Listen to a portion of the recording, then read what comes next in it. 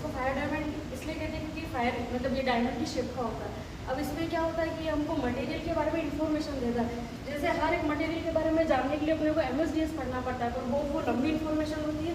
MSDS का मतलब होता है मटेरियल सेफ्टी डेटा शीट, मतलब उसके बारे में बहुत लंबे डेटा इतना याद रखना पॉसिबल नहीं है सबके लिए।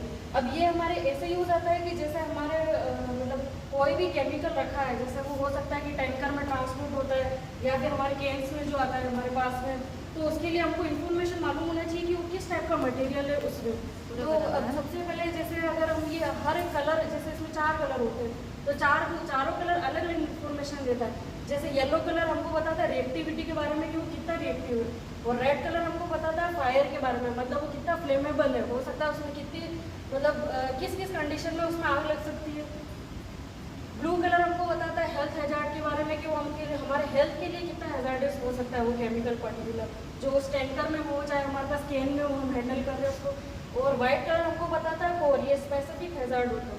तो हम सबसे पहले अगर येलो कलर पे चले तो इसमें भी कोड होते हैं। ये कोड होते हैं 0 से 4 तक, मतलब ये बढ़ते हुए क्रम में है। बढ़ते हुए क्रम का मतलब है कि इसमें ना ये उतना ही हैजार्डस भी होता जाएगा। अगर हम येलो कलर की बात करें तो ना ये रिएक्टिविटी के बारे में अगर बताता है, अगर 0 है, अगर येलो के साथ 0 कलर लिखा है तो वो है ना स्टेबल है, मतलब वो इतना रिएक्टिव नहीं है, किसी भी कंडीशन में रिएक्टिव नहीं होगा। लेकिन अगर येलो के साथ 1 नंबर लिखा है तो वो हो सकता है कि ज़रा सा हीट मिलने से वो रिएक्ट करने लग जाए।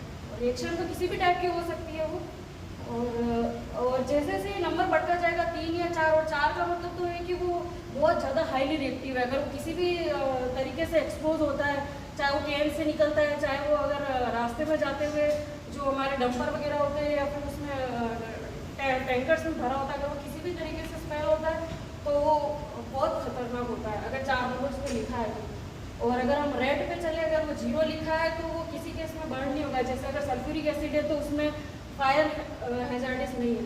और अगर वो 1 नंबर पे जा रहा है तो अगर अबाव 200 डिग्री है, मतलब 200 डिग्री से ऊपर जाते उसको जितना टेम्परेचर मिला वो आग पकड़ लेगा। जैसे जैसे हम ऊपर बढ़ते जाएंगे 2 नंबर अगर 200 से नीचे है तो भी वो उतना ही खतरनाक होता जाएगा। 3 और 4 73 डिग्री से अगर उसको नीचे टेम्परेचर मिला तो वो बिल्कुल पूरी तरीके से आग पकड़ लेगा। और अभी अगर हेल्थ हैजार्डस की बात करें तो ये ब्लू कलर में अगर 0 नंबर लिखा हुआ है तो उस मटेरियल से हमको कोई दिक्कत नहीं है। और अगर जैसे जैसे 1, 2, 3, 4 अगर 4 नंबर उस पर लिखा है तो वो डेडली बिल्कुल हैजार्डस से आपको बिल्कुल दूर रहना उससे।